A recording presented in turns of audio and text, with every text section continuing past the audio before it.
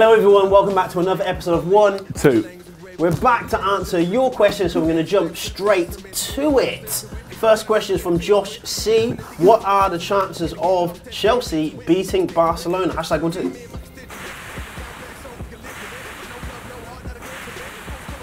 2. Low. I think a low chance to beat them. I think they'll make it boring.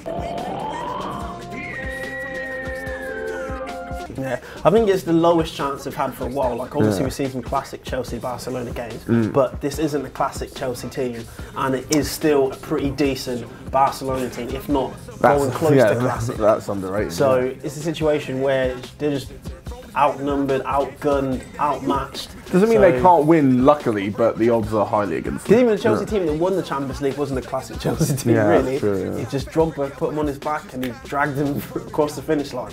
So, finishing up, we're going to move on to RK. Great question from RK. This week's Champions League predictions. We've already kind of just spoke on Chelsea, Barcelona.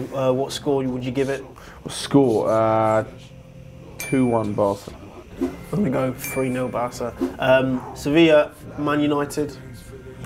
1-0 Sevilla. Really? I'm going to go with 2-1 United on that one. Shakhtar Donetsk, Roma. I think Roma are doing pretty good. 2-1 Roma. I think maybe 2-0 Roma, just because I think Alisson is kind of auditioning for other teams right now, so I think he'll put in a good performance simply because of that. And Bayern, Besiktas. Oh wow. 4-0 Bayern. Yeah, Bayern's crazy. That's our predictions. Come back next week to see if we were right, or when the games are done. Either way, moving on, Daniel Murdoch, do you think the Premier League clubs need to show the FA Cup some more respect, seeing how many of them are out of the tournament and how many lower leagues have made it to this stage? Matt, your team drew at the weekend, so what do you think? Yeah, we drew at the weekend. No, I think that's absolute nonsense. You're just listening too much to the media. Pretty much, this whole respect bullshit is, it happens once every so often. A lower league team does really well to knock out a Premier League team. It's not lack of respect. These guys are, if anything, calling it a lack of respect to saying that a Premier League side putting out weaker teams is offensive to all the Premier League players there. Yeah. Spurs put out a pretty strong team, apart from Kane's better than Llorente. So you're basically saying that Llorente is an insult to Rochdale. Yeah. So, yeah, I think it's the beauty of the FA Cup is that everyone gets a chance to beat everyone. Even if you start as a Sunday League team, if you're good enough, you'll make it all the way to the top. It gives people a chance. So I think it's not simply because the Premier League doesn't respect it, because obviously Arsenal won it 3 out of the 4 seasons we've done it so far. And they do respect it. It's just in those first rounds, you've got a big squad. You expect them to be able to handle the lower league teams, but then the lower league teams come in with that chance to impress, and they take it. And that's why Arsenal got knocked out. That's why Tottenham have been struggling, but they're still in it, and Arsenal out of it. It's a bit of arrogance. I'll give you that. It's a bit of arrogance to think that all your youngsters can just do the job. But I think there's a difference between youngsters and squad players. Because, as I said, Llorente, Sissoko, these guys aren't youngsters, they're like full internationals. Even Arsenal's team had grown men in it. So. Yeah, exactly. Ashan Day, who do you think is responsible for Pogba's poor form? Is it just him, or is it Jose's fault? I think it's a bit of both, actually. I think Mourinho's system and tactics don't really allow him to flourish, but Pogba needs to put his finger out his arse. The guy's attitude absolutely stinks. Every time I watch him, he does one sort of flashy bit and then gets pissed off and then fucks around with his hair. He honestly it must be the most frustrating player, because you know he's got the talent.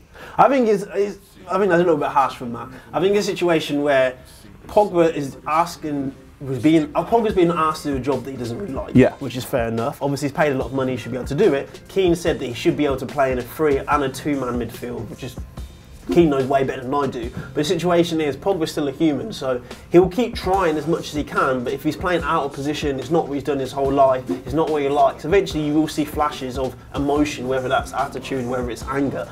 But Mourinho is notorious for mismanaging midfielders. So I think Mourinho is just in a situation where he's just not putting enough effort in to get the best out of Pogba, and the best out of Pogba isn't playing him where he is now. I think I agree in some ways, but in other ways, when you set up tactics or whatever, if you look at individual parts in the game, if United are going forward and the ball arrives to Pogba on the edge of the box, he's not going to go, I've been started as a centre midfielder instead of a centre attacking midfielder, so I now can't do this. If you played Pogba at left back, he'd still have the same skill set and still be able to produce the same kind of skills on the ball. Yes, obviously off the ball, defensive formations, workload, that kind of stuff, tactics, does play on the player's mind.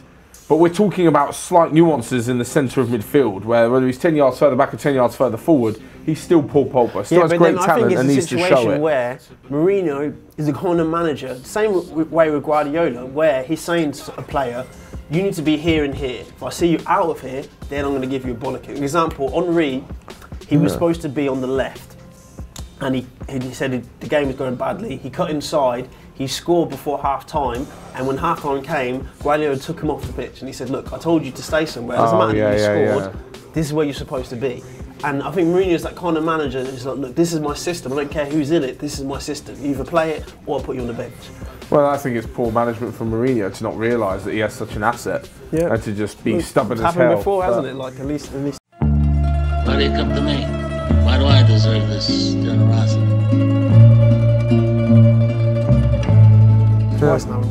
Okay, so moving on from Sadat Wadka, will Mohamed Salah leave Liverpool next season as big clubs show interest in him due to his rise in fame? Yes and no, but it's going to be... Do Liverpool have the clout to say no to a Madrid or a Barcelona? Oh, okay, no, as been seen recently. Did Tottenham have the clout to say no to Madrid or Barcelona?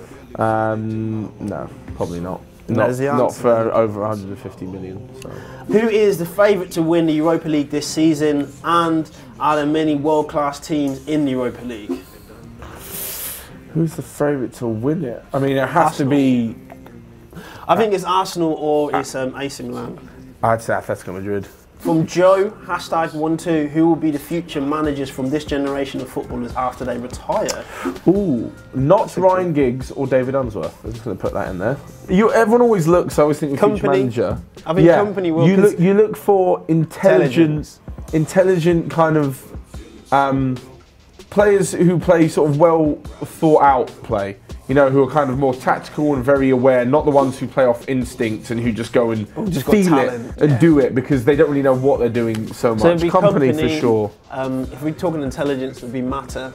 Anyway, we've given you some options. First, let us know your thoughts, who you think will be a good manager. So everybody, thanks for watching. We just did a quick 1-2. We want to know your questions. Once again, if you do see any questions in the comment section, you can answer as well. You can join in. If your question wasn't answered this week, keep commenting and next week we'll try and get to it as well.